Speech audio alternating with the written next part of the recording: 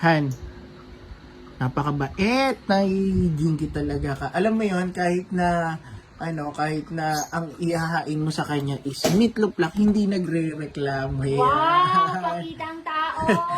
Bakit totoo naman na? Sinasabi ko lang naman na talagang napakabait mo na kahit anong ulam ang ihahain sa'yo,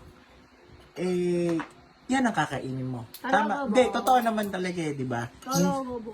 Yan ang gusto ko kay Jinky. Ay, meatloaf po. Yun na nga nakakapagtaka eh. Meatloaf ang hinayin mo sa akin samantalang... Ano? Pinagbigyan naman kita kagabi eh.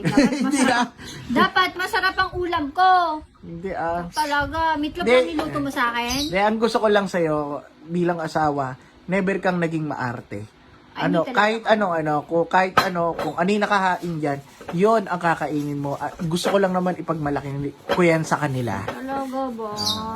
Paano yun kung ikaw naman yung gusto kong kainin? O, pagbibigyan mo ba ako? Pass!